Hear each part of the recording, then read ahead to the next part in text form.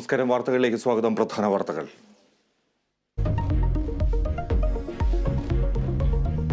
കേരള സർവകലാശാല കലോത്സവത്തിനിടെ തിരുവനന്തപുരത്ത് സംഘർഷം.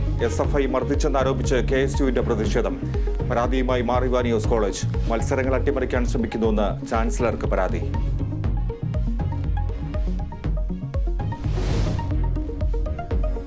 കട്ടപ്പന ഇരട്ട കൊലപാതകത്തിൽ പ്രതി നിതീഷുമായി തെളിവെടുപ്പ്. കക്കാട്ടുകടയിലെ വീടിനുള്ളിൽ കുഴിച്ചുമൂടിയ വിജയന്റെ മൃതദേഹം പുറത്തെടുക്കും. കൊലപ്പെടുത്താൻ ഉപയോഗിച്ച ചുറ്റിക പോലീസ് കണ്ടെടുത്തു. കേസിൽ വിജയന്റെ ഭാര്യയും മകനും ഉൾപ്പെടെ 3 പ്രതികൾ. വർക്കല ഫ്ലോട്ടിംഗ് ബ്രിഡ്ജ് അപകടത്തിൽ കരാർ കമ്പനിക്ക് വീഴ്ചയുണ്ടായെന്ന് വിലയിരുത്തൽ. ടൂറിസം ഡയറക്ടർ മന്ത്രിക്ക് റിപ്പോർട്ട് നൽകും. പരിശോധനയ്ക്ക് നിർദ്ദേശം നൽകിയിരുന്നതായി മന്ത്രി മുഹമ്മദ് റിയാസ്.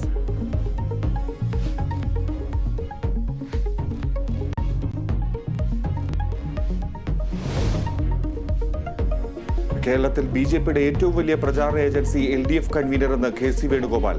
അക്കൗണ്ട് തുറക്കാൻ BJPയെ സഹായിക്കാനാണ് CPM ശ്രമം. BJPയും CPMും ആണ് കണ്ടസ്റ്റ് എന്ന് പറയുന്നതിന്റെ പിന്നിലെ ഗൂഢോദ്ദേശം എന്താണ്? It's A hidden agenda. രണ്ടുപേർക്കും ഒറ്റ അജണ്ടയുള്ളൂ. വേണുഗോപാലിന്റെ തെരഞ്ഞെടുപ്പ് പ്രചാരണത്തിന് തുടക്കം. UDF സ്ഥാനാർത്ഥി ഷാഫി പറമ്പിൽ ഇന്ന് വടകരയിൽ. ലോക്നാഥ് ബെഹ്റയ്ക്കെതിരെ ആഞ്ഞടിച്ച തിരുവഞ്ചൂർ രാധാകൃഷ്ണൻ. പിണറായി സർക്കാർ BJPയുമായി നടത്തിയ ചർച്ചകളുടെ മധ്യസ്ഥൻ ബെഹ്റ. കോൺഗ്രസിന്റെ സ്ഥാനാർത്ഥി നിർണയത്തിൽ എതിരാളികൾ വിറച്ചുപോയെന്നും തിരുവഞ്ചൂർ കേരള വിഷൻ ന്യൂസിനോട്.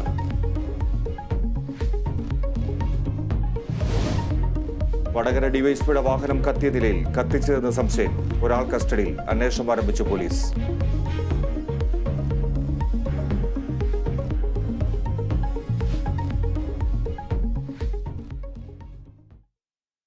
കേരള സർവകലാശാല യുവജനോത്സവവുമായി ബന്ധപ്പെട്ട പരാതിയുമായി മാർ ഇവാനിയോസ് കോളേജ്. ചാൻസലർക്ക് പരാതി നൽകി മത്സരങ്ങൾ അട്ടിമറിക്കാൻ ശ്രമിക്കുന്നുവെന്നാണ് പരാതി. അതേസമയം കലോത്സവത്തിനിടെ SFI മർദ്ദിക്കുന്നുവെന്നാരോപിച്ച് KSU രംഗത്തെത്തി.